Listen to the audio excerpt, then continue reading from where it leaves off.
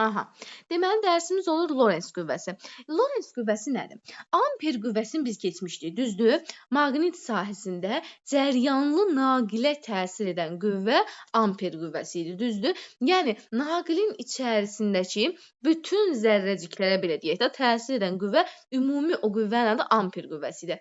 Amma Lorentz qüvvəsi bilirsiniz nədir? Lorentz qüvvəsi o cəryanın içindəki məsələn tutalım 1000 dənə yük var ha, məsəl üçün deyirəm ha uşaqlar. Bu 1000 yükə təsir edən qüvvə amper qüvvəsidir. Amma Lorentz qüvvəsi bir yükə təsir edən qüvvədir. Yəni məsələn deyirəm, amper qüvvəsini verib bizə 50 Newton və burada 5 dənə yük var. Onda bir yükün payına nə qədər qüvvə düşür? 10 Newton düşür, düzdür? Deməli 5 dənə yükdür. Hərəsi 10 Newtondan eləyib 50 Newton. O 50 Newton amper qüvvəsidir. Yəni cəryanlı naqilin içindəki bütün yüklərə, ümumi cəryanlı naqilə təsir edən qüvvə amper qüvvəsidir. Amma o bir yükün qüvvəsi var ha, hərəsi 10 imiş, cəmi 50 eləyibsə, o bir yükün qüvvəsi olan o 10 Newton Lorentz qüvvəsidir. Yaxşımı? Yəni mən sizə məntiqi başa salmışam. Onda Lorentz qüvvəsi nədir? Maqnit sahəsində hərəkət edən yükə təsir edən qüvvədir. Bir yükə təsir edən qüvvədir. Yaxşı? Yəni ona görə də amper qüvvəsini nə etməliyəm? Amper qüvvəsi tutalım 50-dir. 5 dənə də zərrəciyim var. Onda 50-ni 5-ə bölüm ki, mənim bir yükə təsir edən qüvvə tapım da. Onda deməli Lorentz qüvvəsini necə tapacam? Gəlin başlığı da yazaq onda. Qüvvəsi nə oldu? Lorentz qüvvəsi bir yükə təsir edən qüvvədir. Yəni onda F Lorentz, gəlin yazaq, F Lorentz bərabərdir amper qüvvəsini böləcəm nəyə? Yüklərin sayına. Yəni nə qədər yük varsa onun sayına. Bu olur bizim Lorentz qüvvəsinin birinci düsturu. Düzdür, bu düsturdan çox istifadə olunmur. Əsas alınma düsturu işlənir. Amma yenə də biz bunu da yazaq. Gəlin görək burada nə alınır? Bərabərdir. F Lorentz nə idi? BIL deyildi. İnduksiya, cəryan şiddəti və aktiv hissənin uzunluğu. BIL bölək yazıram yüklərin sayı. Düzdür? O da bərabərdir uşaqlar. Burada baxın B ilə işim yoxdur. B-ni olduğu kimi saxlayıram. Cəryan şiddətinin 7 düsturu var idi. Yadınızdadır. O qoyuram yerinə. Vuraq sahə. E-nin yerində Q yazacağam. Yəni yük, sürət və konsentrasiya. Vuraq yenə də aktiv hissənin uzunluğu. Bölək E-nin öz yerində. İndi görün mən burada nə edəcəm uşaqlar? Baxın, konsentrasiyanın yerində N bölü V yazıram. N bölü V. O da bərabərdir. Gəlin görək nə alınır? Baxın, bərabərdir. B ilə işim yoxdur. Burada həmçinin görün mən nə edəcəm? Q-nü də gətirirəm o yanına. Q ilə də işim yoxdur. Burada konsentrasiyanın yerində yazıram N bölü V. Gəlin yazaq. Konsentrasiyanın yerində N bölü V yazıram. Və sonra nə edirəm? Yenə də sürətlə də işim yoxdur. Bir də görün nə edəcəm uşaqlar? Burada nə qaldı? Burada bir sahə qaldı, bir də uzunluq qaldı. Bunlar ikisi bir yerdə mənə həcmi vermir. Axı sahə ilə uzunluğu bir-birinə vuranda SH da, SH. Axı bu həcmdir, həcm bərabərdir SL-dir da. Bunu ona görə silib onların yerində bir dənə həcm yazıram. Vuraq V yazıram. Bölək, N də öz yerində. Vəssalam uşaqlar, bir dənə fikir verin. Buradan həcmlər ixtisar gedir. Həmçinin N-lər də ixtisar gedir. Nə alınır? QBV. Dilə rahat yazsın deyə elə yazacağam. BQV yazırlar, QVB yazırlar, fərqi yoxdur. Yəni sizə necə rahatsa elə. Deməli burada qaldı QBV. Vəssalam uşaqlar. Baxın, bu da olur Lorentz qüvvəsinin ən çox istifadə olunan düsturu. Bir də burada bunu da deyim. Bir də neyinədir uşaqlar? Deməli, konsentrasiyanın da yerində o hazır ən məşhur düsturumuzda N bölü V yazdıq.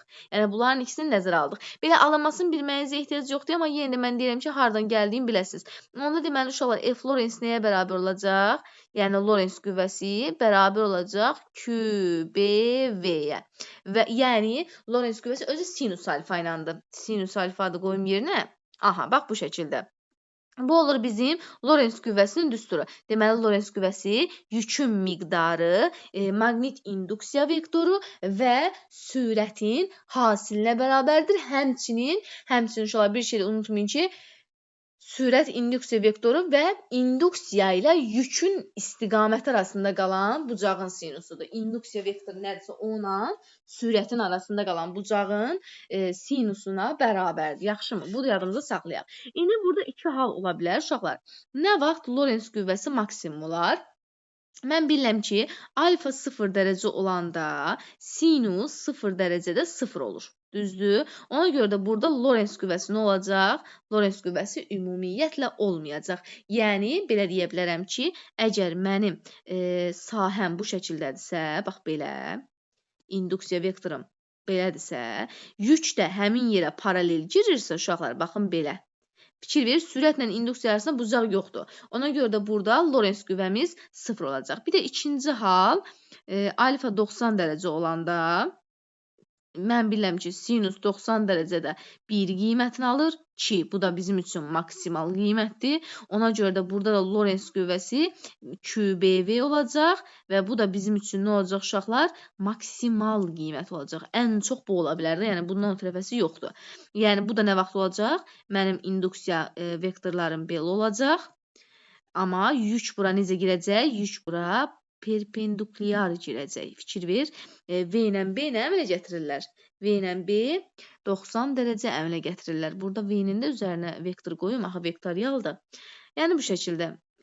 Bunun da sadəcə sinusla əlaqəsi var uşaqlar, onsuz da başqa heç bir şeylə əlaqəsi yoxdur. Onda deməli Lorentz qüvvəsi nə oldu uşaqlar? Yükün miqdarı, yəni Q, sürəti, yəni V və induksiya vektoru, yəni B, həmçinin sürətlə induksiya vektoru arasında qalan bucağın sinusu hasilinə bərabərdir. Bunu yadımıza saxlayırıq.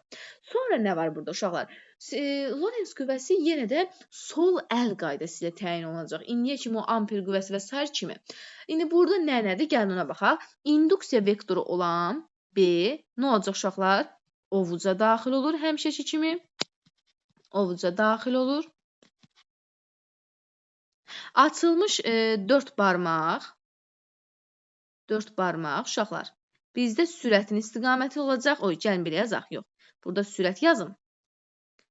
Sürət nə olacaq uşaqlar? 4 barmaq. Yadınızdadırsa, orada cəryan istiqaməti idi. Burada isə 4 barmaq sürətin istiqamətini göstərəcək. Və qüvvə də nə olacaq uşaqlar? Həmişəki kimi qüvvə də yenə baş barmaq olacaq. Baş barmaq. Yadınızdadırsa amper qüvvəsini xatırlayaq. Amper qüvvəsində qüvvə baş barmağı idi. O induksiya vektoru ovuca daxil olurdu. Sadəcə bir dənə orada 4 barmaq cəryan istiqaməti idi. Burada sürətin istiqaməti. Onsa fərqi yoxdur uşaqlar. Cəryan hansı istiqamətdədirsə sürət də o istiqamətə yönəlirdi onsuz da. Ona görə də yəni burada bir problem yaranmır. İndi belə bir şey var ki, uşaqlar burada. Burada sürət qüvvəyə həmişə perpendikulyar olur. Perpendikulyar olduğuna görə də burada Lorentz qüvvəsi çevrə boyunca hərəkət olur. Yəni yükü çevrə boyunca hərəkət etdirir. Elə birinci mərkəzi qaçma qüvvəsidir da burada həmişə. Və ona görə də burada çevrənin bəzi xassələrindən, bəzi düsturlarından və s. istifadə edirik. Yəni yenə deyirəm, burada sürətlə qüvvə perpendikulyar olduğuna görə çevrədə deyirlər axı məsələn A nöqtəsində sürət belə olanda qüvvə belə olurdu. Burada sürət belə olanda qüvvə belə olurdu. Çünki sürətlə qüvvə həmişə çevrədə perpendikulyardır. Lorentz qüvvəsində də sürətlə qüvvə perpendikulyar olduğuna görə həmişə onu çevrə boyunca hərəkət etdirir. İndi burada nə baş verəcək? Burada mərkəzi qaçma qüvvəsi olmuş olur Lorentz qüvvəsi. Yəni onda belə yazacağam da F Lorentz. Baxın görün nə alacağam buradan indi. F Lorentz bərabərdir F mərkəzə qaçma. İndi gəlin bunları açaq uşaqlar. Lorentz qüvvəsinin yerində nə yazacağam? İndi öyrəndiyim düsturu QBV. Düzdür? Bəs görün mərkəzi qaçmanın yerində nə yazıram? Mərkəzi qaçmanın yerində MA yazacağam da. Başqa nə yazacağam ki? MA. A-nın da yerində çevrənin düsturunu yazıram. V kvadrat bölək R. Hamı bilir də bu düsturu ki, bu təcilin düsturudur. V kvadrat bölək R. Vəssalam, indi görün burada nə alındı? V-lərin bir ixtisar getdimi? Getdi. İndi burada mən nə aldım? Onu da çarpaz vursam, alıram ki, MV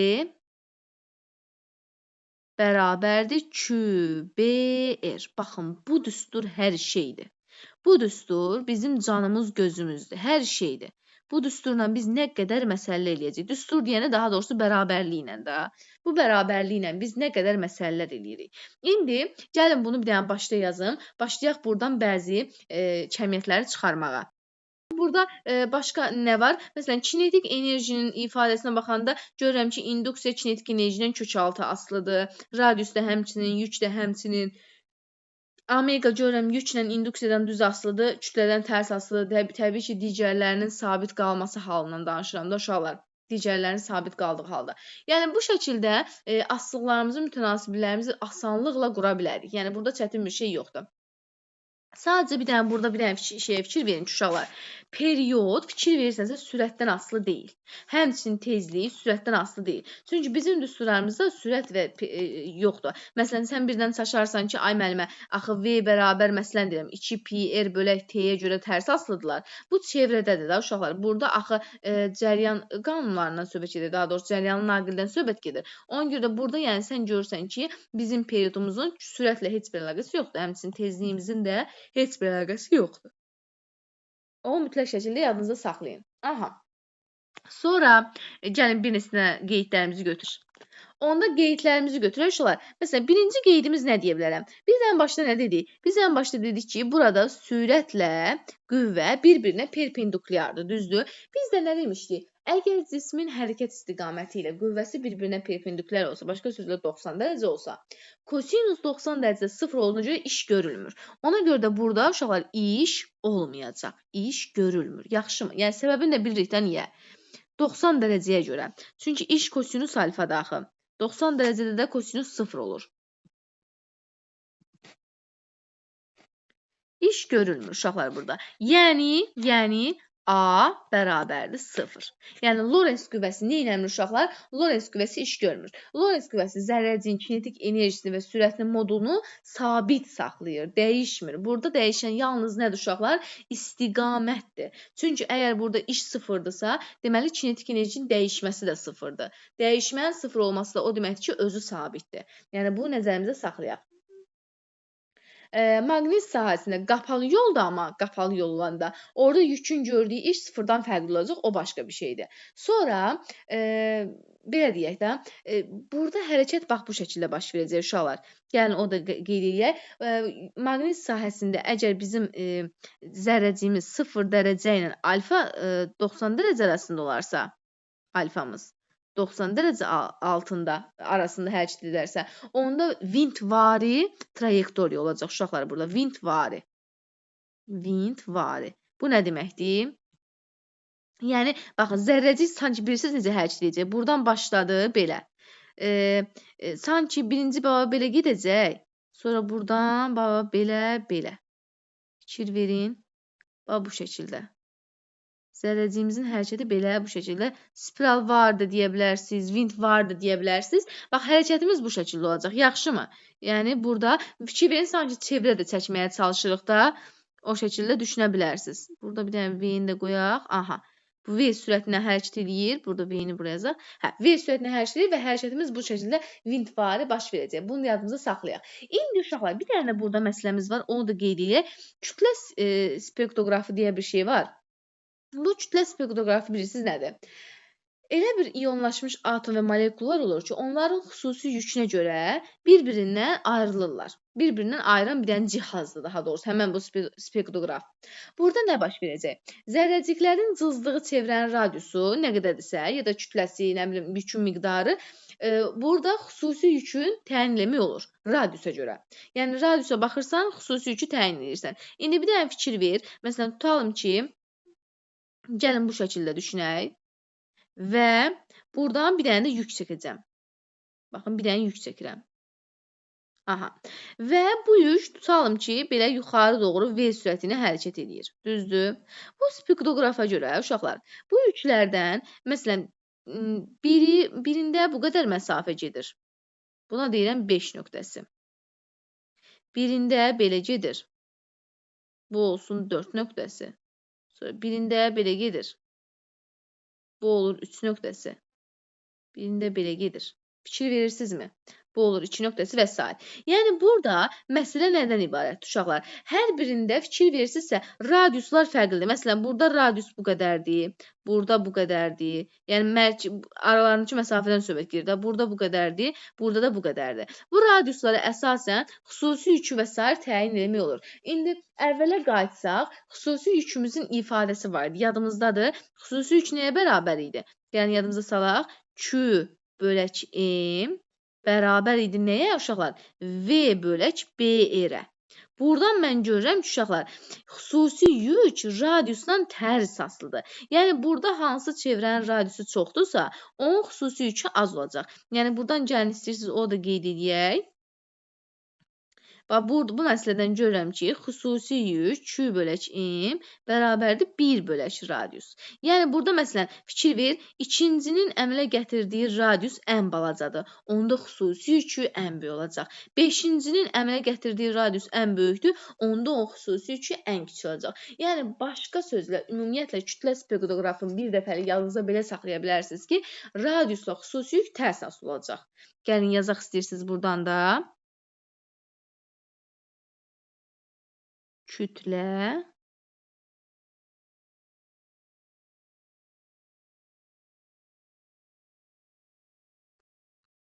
Kütlə spektroqrafı. Bax, bu şəkildə uşaqlar. Bu da bu şəkildə yadımıza saxlayırıq.